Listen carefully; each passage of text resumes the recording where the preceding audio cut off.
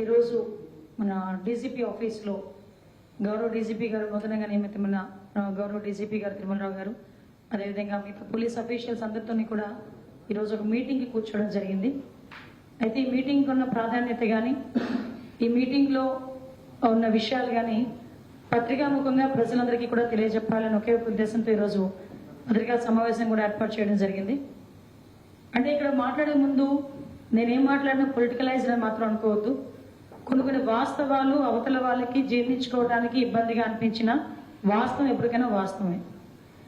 నేను సుమారుగా హోమ్ మినిస్టర్గా బాధ్యతలు తీసుకొని 12th తర్వాత 14th నాకు వచ్చింది, అనౌన్స్ చేశారు హోమ్ మినిస్టర్ అని. ఆ రోజు నుంచి ఈ రోజు వరకు అంటే హార్డ్లీ 12 days.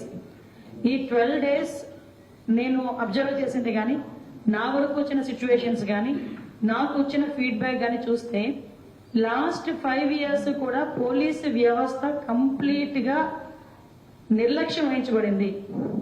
కంప్లీట్ గా ఏ రోజైనా పోలీసు వాళ్ళని మనం కాపలాలు పెట్టుకోవడానికో లేకపోతే వాళ్ళ చేత పని చేయించుకోవడానికో చూసుకున్నాం తప్పించి పోలీస్ డిపార్ట్మెంట్ కి కావాల్సిన ఇన్ఫ్రాస్ట్రక్చర్ ఉందా, పోలీస్ డిపార్ట్మెంట్ వాళ్ళకి కావాల్సిన ఎమ్యూనిటీస్ మనం ఇస్తున్నామా లేదా, పోలీస్ డిపార్ట్మెంట్ వెల్ఫేర్ మనం చూస్తున్నామా లేదా, అసలు పోలీస్ డిపార్ట్మెంట్ కి ఏం కావాలి అని ఏ ఒక్క రోజైనా ఎవరైనా కూర్చొని మాట్లాడే సందర్భం వచ్చి ఉంటుంటే ఈ రోజు మా ఎదురుగా ఎన్ని సమస్యలు ఉండేవి కాదేమో అనిపిస్తుంది.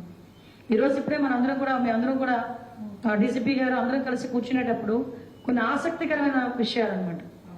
ఈ రోజుకి నేను లాస్ట్ టైం కూడా చెప్పాను, ఈ రోజుకి కూడా మనకి పోలీస్ అకాడమీ లేదు, గ్రే హౌండ్స్ అకాడమీ లేదు. గ్రే హౌండ్స్ అకాడమీకి సెంట్రల్ గవర్నమెంట్ నుంచి డబ్బులు వచ్చినా కూడా లాస్ట్ 5 years లో కన్స్ట్రక్షన్ చేయకపోవడం వల్ల ఇప్పటికీ కూడా ఎన్హాన్స్మెంట్ కి ఫైల్ వెళ్ళింది తప్ప ఈ రోజుకి గ్రే హౌండ్స్ ఒక అకాడమీ కూడా మనం చేసుకోలేకపోయామంటే ఎంత దుర్భరమైన పరిస్థితిలో ఉన్నాం. అది పక్కన పెట్టండి, ఈవెన్ పోలీస్ అకాడమీ ఇంతకు ముందు మన హైదరాబాద్ లో కంబైన్డ్ ఆంధ్రప్రదేశ్ లో హైదరాబాద్ లో ఉన్న పోలీస్ అకాడమీకి చాలా మంచి పేరు. అది ఎంత మంచి పేరు అంటే డిఫరెంట్ ఏరియాస్ వాళ్ళు అక్కడికి వచ్చి చూసి మోడల్ గా అక్కడ వేరే రాష్ట్రం తీసుకెళ్లే పరిస్థితి ఉండేది. కానీ ఈ రోజు పోలీస్ అకాడమీకి కూడా సెంట్రల్ గవర్నమెంట్ నుంచి ఫండ్ వచ్చినా కూడా స్టేట్ గవర్నమెంట్ వాళ్ళు ఇనిషియేషన్ తీసుకోకపోవడం వల్ల ఈ రోజుకి కూడా ఒక అకాడమీ మనం పెట్టుకోలేకపోయాం. ఈ రోజు పరిస్థితి ఏంటంటే ఈ రోజు గాంజా గానీ విచ్చలవిడితనం విపరీతంగా పెరిగిపోయింది. నేషనల్ క్రైమ్ రిపోర్ట్స్ నేను కూడా వీళ్ళు అడిగాను, డిపార్ట్మెంట్ వాళ్ళు అడిగాను, national crime reports last 3 years నాకు కావాలి. ఇది నేషనల్ క్రైమ్ రిపోర్ట్ ప్రకారం ఉమెన్ మిస్సింగ్ కేసులు కానీ అదేవిధంగా గాంజాయి కేసులు కానీ రోడ్ యాక్సిడెంట్స్ విషయంలో కానీ ఉమెన్ అట్రాసిటీస్ కానీ ఇవన్నీ చూసుకుంటే మనకి టాప్ 3లోనో 4లోనో మనం ఉండే పరిస్థితి ఉండేది. సో అటువంటి సిచ్యువేషన్ నుంచి ఒక మార్పు అనేది తీసుకురావాలి కాబట్టి మనం ఏం చేయాలి అనే ఒక ఉద్దేశంతో ఒక యాక్షన్ ప్లాన్ తయారు చేయడానికి.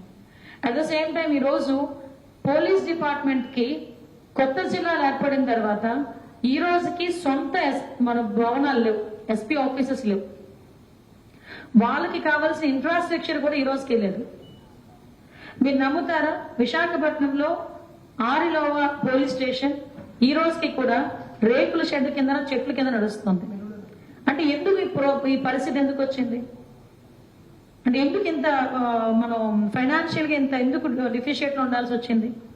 ఒకసారి మనందరం కూడా ఆలోచన చేసుకోవాల్సిన అవసరం ఉంది. సెంట్రల్ గవర్నమెంట్ 60% ఫండ్ ఇస్తే మ్యాచింగ్ గ్రాంట్ కింద స్టేట్ గవర్నమెంట్ 40% ఫండ్ ఇస్తే వీళ్ళకి సుమారుగా సంవత్సరానికి 50 కోట్లు అంటే 5 సంవత్సరాలకి డిపార్ట్మెంట్ కి 250 కోట్ల రూపాయలు రావాల్సి ఉంది. అంటే 250 కోట్ల రూపాయలు అంటే తక్కువ కాదు కదా. ఈరోజు ఒక కానిస్టేబుల్ కి లేదంటే ఒక హోమ్ గార్డ్ కి మినిమం వాళ్ళకి ఫెసిలిటీస్ కల్పించలేకపోతున్నాం. రోడ్డు మీద నుంచోబెడుతున్నాం, కాపలా పెడుతున్నాం, వాళ్ళు బందోబస్తు పెడుతున్నాం. కనీసం వాళ్ళకి మినిమం ఈవెన్ ఉమెన్ పోలీసులకి కూడా కనీసం మనం మినిమం వాళ్ళకి ఇమ్యూనిటీస్ కల్పించలేకపోతున్నాం. మరి 250 కోట్లు ఈ రోజు ఎవరు తిన్నది, ఎందుకు రాలేకపోయింది ఈ రోజు వరకు? అంటే నేనేంటంటే పాత గవర్నమెంట్ నేను పిన్ పాయింట్ చేయడం కాదు, చేసుంటే ఈ ప్రాబ్లమ్స్ వచ్చి ఉండేవి కాదు. చెయ్యలేదు కాబట్టి మళ్ళీ మేము జీరో నుంచి మొదలు పెట్టాలి.